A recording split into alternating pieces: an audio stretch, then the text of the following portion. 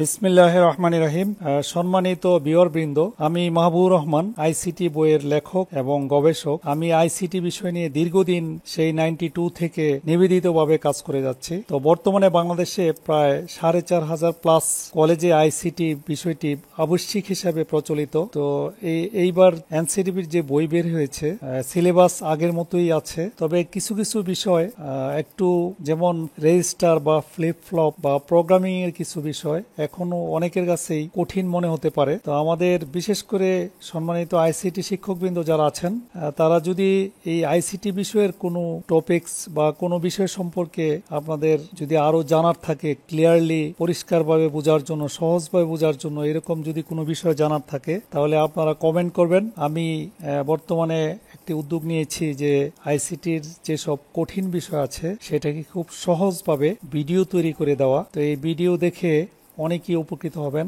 যদিও এখন আইসিটি বিষয়টি বেশ অনেক বছর যাবৎ প্রচলিত, তো এখন অনেকেই আইসিটির বিভিন্ন বিষয়ের উপরে ইতিমধ্যে অনেক দক্ষতা অর্জন করেছেন। তারপরেও যদি কোনো বিষয় সম্পর্কে আপনাদের কোনো আরো স্পষ্ট ধারণার প্রয়োজন মনে করেন, তাহলে আমি ওই বিষয়টি নিয়ে ভিডিও তৈরি করার প্ল্যান করেছি। যেমন একটা বিষয় হচ্ছে প্রোগ্রামিং এ আমরা ইন্ট মেইন আবার ভয়েড মেইন এটা ইউজ করি।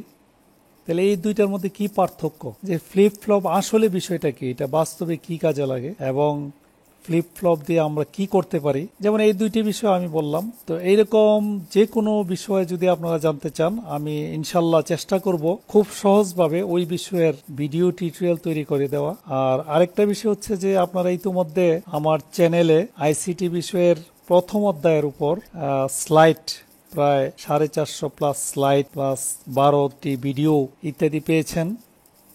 তো এগুলি আমি আশা করি যে আপনারা এগুলি ডাউনলোড করবেন।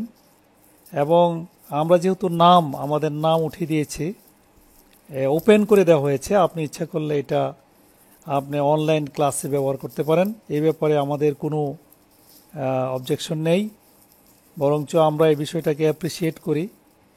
কারণ এখনও আমি দেখছি যে অনেক শিক্ষক, যেমন আজকে সকালে আমি একটি অনলাইন ক্লাস দেখছিলাম, যে একজনে একটা ক্লাস নিচ্ছেন, মানে ছোট্ট একটা বোর্ড উনি লেখছেন, এই লেখাটা একেবারে বোঝাই যাচ্ছে না।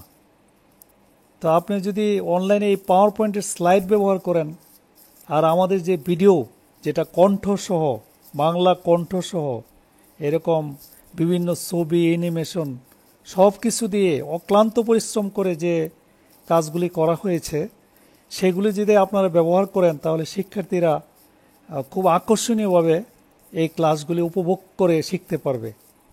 তো আমরা আশা করি যে এই বিষয়টা আপনারা দেখবেন। আর আইসিটির যে কোনো বিষয়ে আমাদের সাথে যোগাযোগ করতে পারেন। আমরা ইনশাল্লাহ চেষ্টা করব এই বিষয়টি আরও সহজভাবে উপস্থাপন করার। সবাই ভালো থাকুন, আমার জন্য দোয়া করবেন। আসসালামু আলাইকুম।